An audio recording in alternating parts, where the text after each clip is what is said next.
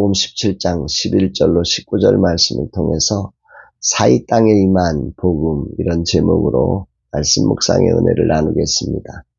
어제 목회사관학교 6주차 절반의 시간을 마쳤습니다. 여기까지 인도하신 하나님께 감사를 올려드리고 수고하신 우리 사관생도들과 강사님들께 진심으로 감사를 드립니다. 오늘은 금요 세미나가 40년 목회를 마치시고 마가복음 83일의 기적이라고 하는 묵상책을 쓰신 이은석 목사님을 모시고 특별한 시간을 갖습니다. 정말 존경할 만한 분이라고 꼭 모시고 싶었던 분입니다. 모두에게 행복한 은혜의 시간이 되리라 생각하며 주님께 기도합니다. 주님, 우리 작은 교회 사역자들에게 도전과 회복과 감동이 있는 시간이 되게 하옵소서 고백합니다. 이날 주님 어떤 말씀으로 인도하실까?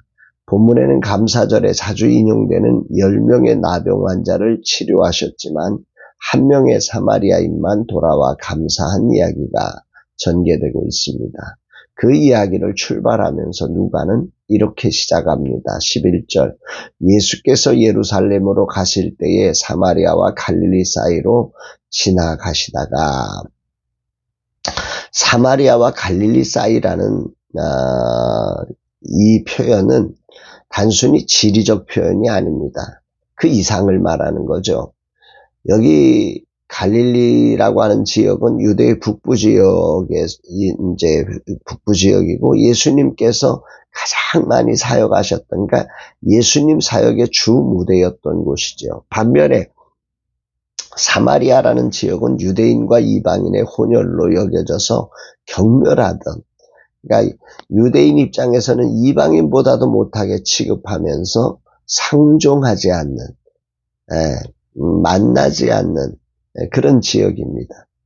그러니까 갈릴리와 그 예루살렘 사이가 바로 이 사마리아 지역이 있는데, 그렇게 이 사마리아 땅은 유대에 있지만 유대인들과는 거래가 없는 그런 지역이었다는 거죠.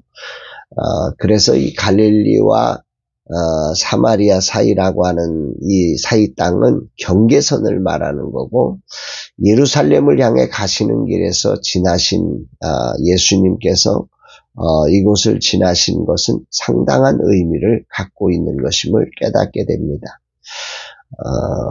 사람과 사이의 경계의 자리, 또 종교적이고 인종적이고 사회적인 이런 모든, 그러니까 뭔가 이렇게 대립되고 있는 그 경계를 예수님께서 지나셨다, 이렇게 보시면 될 것 같습니다. 다시 말하면 보통 사람들이 다니지 않는 곳이었고, 그래서 사회에서 배제된 이들이 자연스럽게 모여 머물던 공간이었을 가능성이 있습니다. 율법의 그 레위기 13장에 보면 나병 환자는 성밖, 즉 사람들이 모인 공동체 밖에서 살아야 했거든요. 그러다 보니까 이 사이 땅에는 그런 사람들이 모여 있을 만한 곳이 되었던 것이고, 그곳에는 유대인이든 사마리아인이든 그곳에서 살기에 적격이어서 유대인과 사마리아인이 나병이라는 공통점으로 묶여서 살 수 있는 유일한 공간이 되었던 거죠. 예수님은 이 땅에 오셔서 죄인된 우리를 구원하시기 위해 모든 곳을 다니셨음을 오늘 보게 됩니다. 우연히 가시다가 그곳을 만난 게 아니지요.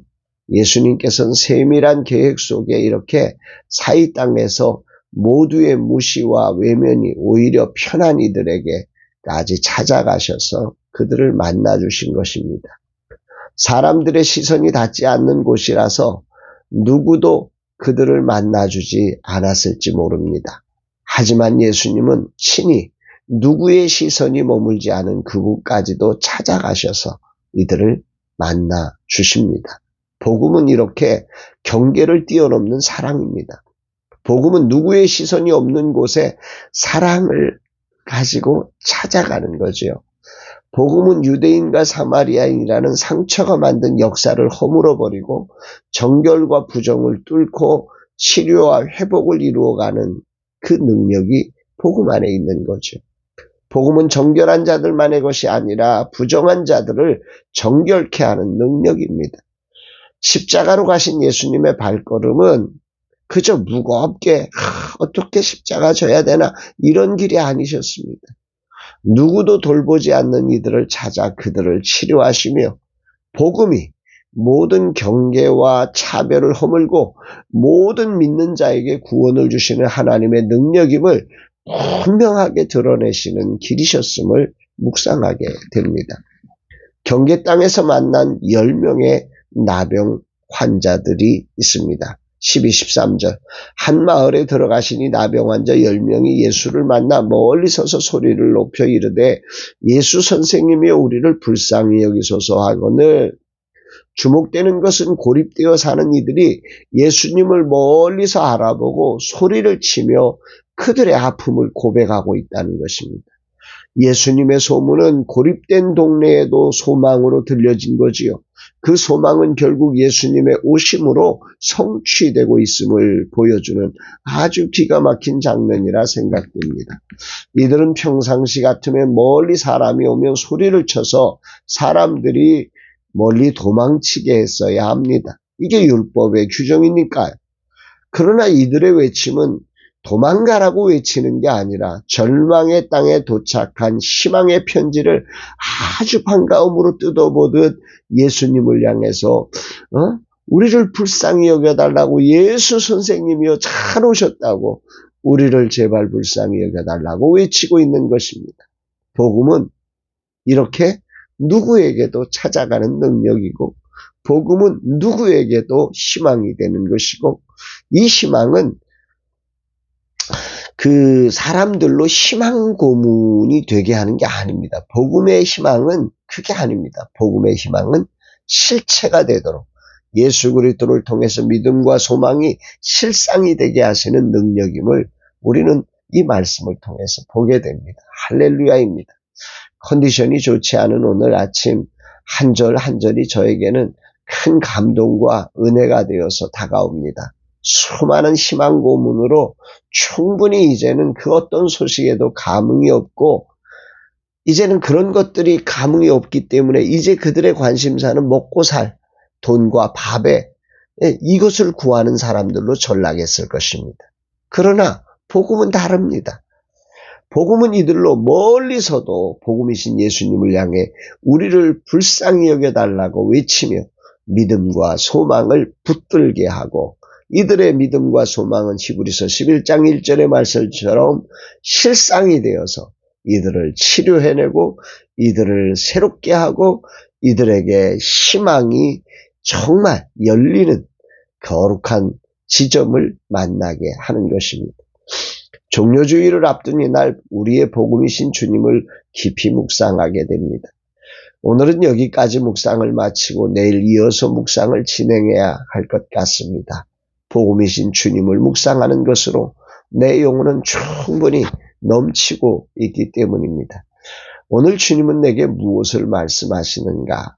복음을 다시금 분명하게 정의해주고 계십니다.